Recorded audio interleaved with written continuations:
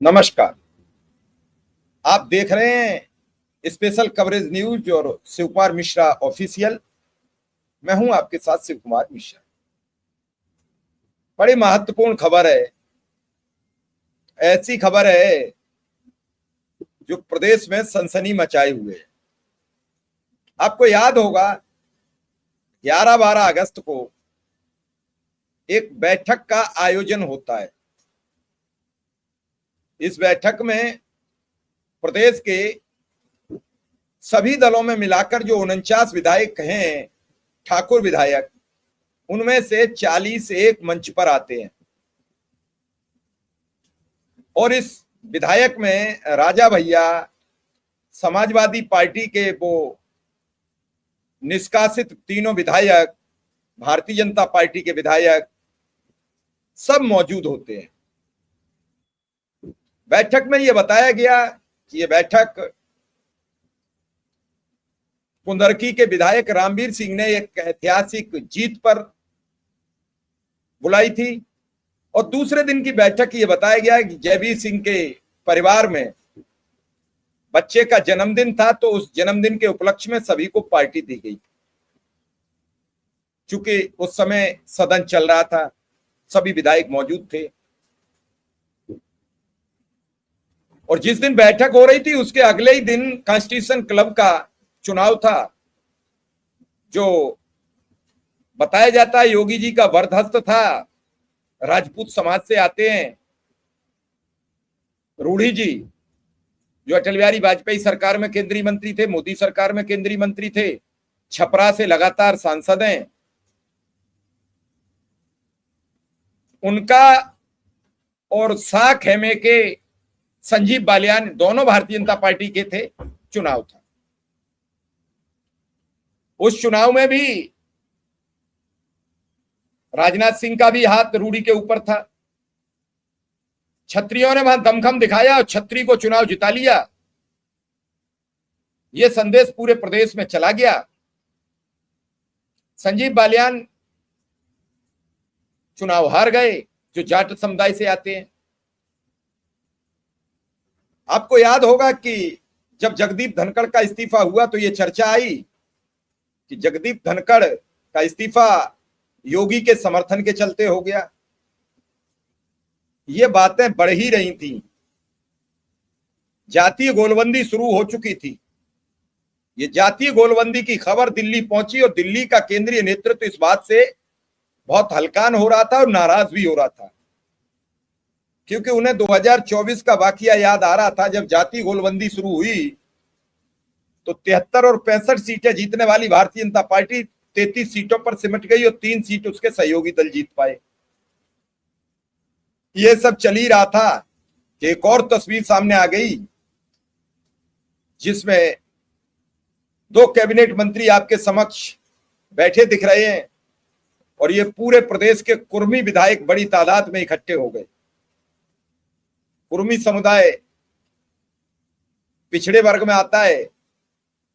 सामने आपके राकेश सचांदी बैठे हैं, मंत्री आशीष पटेल जी बैठे हैं। पूरे प्रदेश के इसमें कुर्मी समुदाय से आने वाले विधायक हैं। वो विधायक योगेश वर्मा भी हैं, जिनकी एक राजपूत ने मारपीट कर दी थी। सुगबुगाहट इस बात की है कि इस दौरान ब्राह्मण समुदाय के विधायकों की भी बैठक हुई है, लेकिन वो फोटो और तस्वीरें सामने नहीं आ रही हैं। और जब तक फोटो और तस्वीरें कोई तस्दीक नहीं होगी, तब तक कुछ भी कह देना जल्दबाजी होगी। अब ये तस्वीरें जो लगातार आ रही हैं, तस्वीरें झूठ बोलती नहीं है। और ये जो मामला आ रहा है सामने, इसने यूपी की सियासी सतह पर एक घमासान मचा दिया है। इस घमासान में केंद्रीय नेतृत्व बहुत परेशान है। बड़ा मुश्किल से वो योगेश वर्मा वाले प्रकरण से निकला था। अब छत्री विधायक इकट्ठे हुए हैं, उन्होंने दिल्ली तक संदेश भिजवाया है। तो अब एक बार फिर ऐसे समीकरण बन रहे हैं कि यूपी की बड़ी कुर्सी पर कभी भी फेरबदल हो सकता है, कभी भी बड़ा ऐलान हो सकता है, कभी भी कुछ बड़ा हो सकता है। उसका हमें इंतजार करना पड़ सकता है। कुर्सी का खेल कभी भी हो सकता है। किसकी चली जाएगी, किसकी बचेगी, ये अभी तय नहीं हो पा रहा है। एक वक्त आया कि राज्यपाल महोदया ने भी सरकार पर सवाल खड़े कर दिए। उन्होंने कहा राम मंदिर में आओ तो सभी मार्ग और सभी चीजें सुरक्षित हो जाती हैं, लेकिन अगर फाइलों का जिक्र करो तो वो इंचवर आगे पीछे नहीं बढ़ती हैं। अब ये सब हालात चल रहे हैं। सामने आपको राजपूत विधायक बैठे दिख रहे हैं, गोलबंदी हो रही है, जातीय गोलबंदी हो रही है। 2014 में जब प्रधानमंत्री नरेंद्र मोदी की सरकार बनी तो उन्होंने कहा था कि हमने जातीय गोलबंदी तोड़ दी, और 2017 में जब 350 सीटों के आसपास पूरा गठबंधन जीता तो उन्होंने यूपी में भी यही कहा कि हमने जातीय गोलबंदी तोड़ दी। और इस बार पीडीए के सामने भाजपा असहज है, और इस असहजता को वो पूजा पाल के जरिए भुनाने की कोशिश करेगी। यहां पर समाजवादी पार्टी कितनी कमजोर होगी, इसकी हमें प्रतीक्षा रहेगी। अब 11 अगस्त को एक बैठक होती है, उसके बाद उत्तर प्रदेश की राजधानी लखनऊ में हाल के दिनों में 2 दिनों तक चली ठाकुर विधायकों की बैठकों के बाद सियासी गलियारों में बड़ी तेज चर्चा हो गई है। इन बैठकों को यूपी बीजेपी के संगठन ने केंद्रीय नेतृत्व को रिपोर्ट भेज दी है। इसमें जाति विशेष के विधायकों के बीच गुटबाजी का जिक्र किया गया है। कुटुंब परिवार के नाम पर आयोजित इन बैठकों ने यूपी की सियासत में एक नया मोड़ ला दिया है, और इसके पीछे छिपे सियासी मायने अब चर्चा का विषय बन गए। लेकिन इस मामले में एक और बड़ी अहम बात है जो आपको बता दें, फिर हम आगे इस पर चर्चा करेंगे बैठक पर। ये जो बैठक की तस्वीर का फोटो आया जो कुर्मी समुदाय की थी, भारतीय जनता पार्टी के बड़े कुर्मी नेता स्वतंत्र देव सिंह जो मुख्यमंत्री की परछाई है, मुख्यमंत्री के साथ आगे पीछे घूमते हैं। आपको वाकया याद होगा कि विधान परिषद में जब मुख्यमंत्री जी अपनी स्पीच देने गए, स्वतंत्र देव भी उनके साथ गए, और जिस सीट पर मुख्यमंत्री जी बैठते हैं उस सीट पर केशव प्रसाद मौर्य बैठे थे, और बगल वाली सीट पर अरविंद शर्मा बैठे। तो स्वतंत्र देव ने अरविंद शर्मा को उठा दिया, और अरविंद शर्मा अपने आप को इतने अपमानित महसूस किए कि वो तीसरी रो में बैठ गए जाकर। अब इस बैठक में स्वतंत्र देव सिंह नहीं है। कारण आप समझ गए होंगे कि योगी आदित्यनाथ नाराज न हो जाएं कि जब जातीय गोलबंदी चल रही थी, क्षत्रिय राजपूतों की बैठक हो चुकी थी, तो आप कुर्मियों की बैठक में कैसे चले गए बिना हमारी परमिशन के। और ये आज कुर्मियों को नागवार लगाए। अब आते हैं इस बैठक पर। इस बैठक को लेकर यह कुटुंब परिवार की बैठक थी। 11 अगस्त को लखनऊ के एक नामी अवध क्लार्क 5 स्टार होटल में करीब 40 विधायकों की बैठक हुई। कुटुंब परिवार नाम दिया गया। इस बैठक की अगुवाई कुंदरकी से विधायक ठाकुर रामवीर सिंह ने की थी। मिली जानकारी के मुताबिक इस बैठक में न केवल बीजेपी के ठाकुर विधायक शामिल हुए, बल्कि सपा के बागी विधायक भी मौजूद थे। उत्तर प्रदेश में कुल 49 ठाकुर विधायकों में से 40 के इस बैठक में शामिल होने से सियासी हलकों में कई सवाल खड़े हो गए। ठाकुर रामवीर सिंह ने इस आयोजन को एक निजी पारिवारिक कार्यक्रम दिया, लेकिन सूत्र बता रहे हैं कि इस बैठक में संगठनात्मक और सियासी मुद्दों पर भी चर्चा हुई। इस बैठक के बाद भाजपा संगठन ने इसकी विस्तृत जानकारी केंद्रीय नेतृत्व को भेजी है, जिसमें यह संकेत दिया गया है कि आयोजन केवल सामाजिक नहीं बल्कि सियासी रणनीति का हिस्सा हो सकता है, और हो सकता है केंद्र सरकार को ये मोदी और शाह को चेतावनी हो कि हम सब एक हैं। इतना ही नहीं, 11 अगस्त की तो हुई, फिर 12 अगस्त को दूसरी बैठक यूपी सरकार के मंत्री जयवीर सिंह के बुलावे पर हुई। इस बैठक में भी ठाकुर विधायकों की बड़ी संख्या मौजूद थी।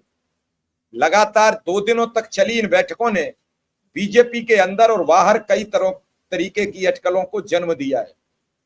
इन बैठकों में ठाकुर समुदाय के विधायकों ने अपनी एकजुटता का प्रदर्शन करने के साथ साथ संगठन और सरकार में अपनी मजबूत स्थिति करने की रणनीति पर विचार विमर्श किया। इन बैठकों की विस्तृत रिपोर्ट बीजेपी संगठन ने केंद्रीय नेतृत्व को सौंप दी है। इस रिपोर्ट में खास तौर पर जाति विशेष के विधायकों के बीच गुटबाजी का जिक्र किया गया है। केंद्रीय नेतृत्व इस बात से चिंतित है ऐसी गतिविधियां पार्टी की एकता और अनुशासन को प्रभावित करेंगी।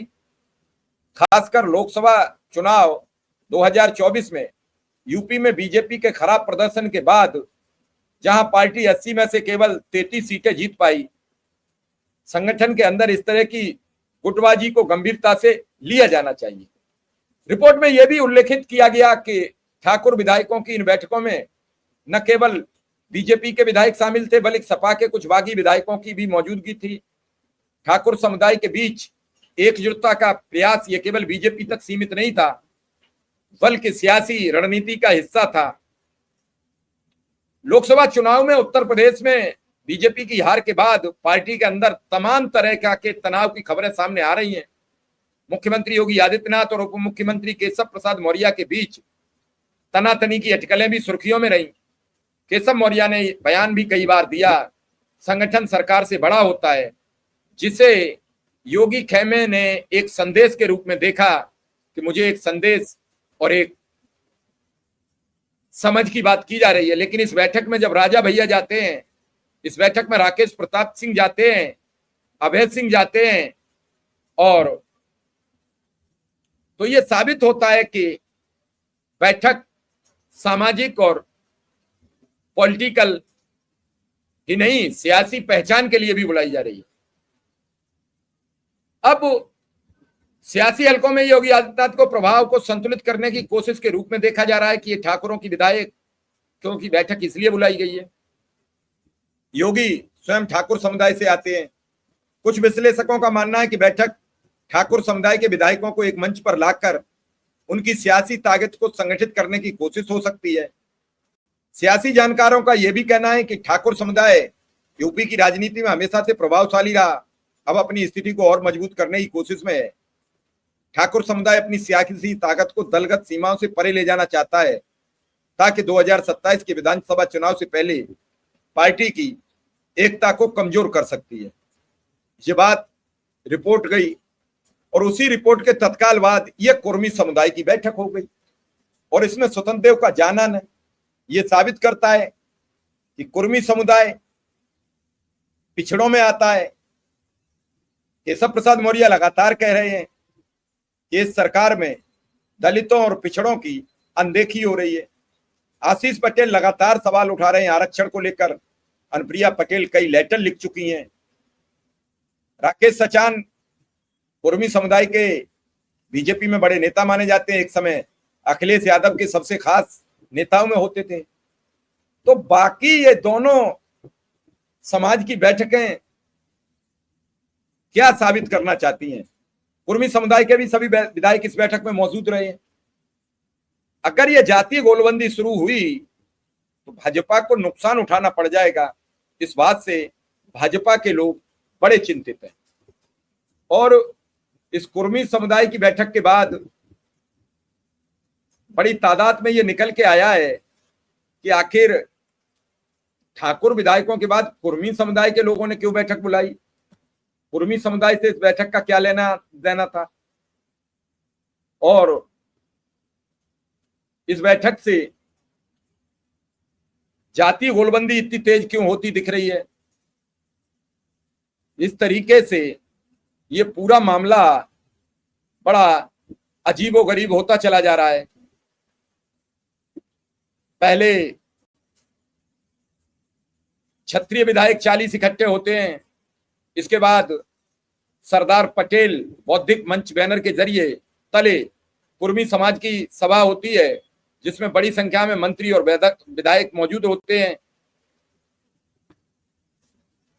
वीरंगना रानी अवंतीबाई लोधी की जयंती पर आज आमला में उनकी प्रतिभा का अनावरण मध्य प्रदेश की पूर्व मुख्यमंत्री उमा भारती ने किया। कार्यक्रम की अध्यक्षता मंत्री धर्मपाल सिंह ने की। विशिष्ट अतिथि के रूप में केंद्र के मंत्री बीएल वर्मा, प्रदेश सरकार के मंत्री संदीप सिंह, राज्य मंत्री जेपीएस राठौर, उन्नाव के सांसद साक्षी महाराज, शाहजहांपुर की महापौर अर्चना वर्मा, स्वामी प्रवक्तानंद, पूर्व सांसद राजवीर सिंह और राजू भैया, एटा विधायक विपिन कुमार, सांसद मुकेश राजपूत समेत अनेक लोग जुटे। सपा मुखिया अखिलेश यादव ने भी क्षत्रिय समुदाय की बैठक को लेकर निशाना साधा। कहा भारतीय जनता पार्टी के भीतर पीडीएस समुदाय से जुड़े नेता घुटन महसूस कर रहे हैं, उन्हें पार्टी में कोई स्पष्ट राजनीतिक भविष्य नहीं दिख रहा है। उन्होंने दावा किया 2027 में सभी नेता पीडीए के साथ होंगे। कांग्रेस के नेता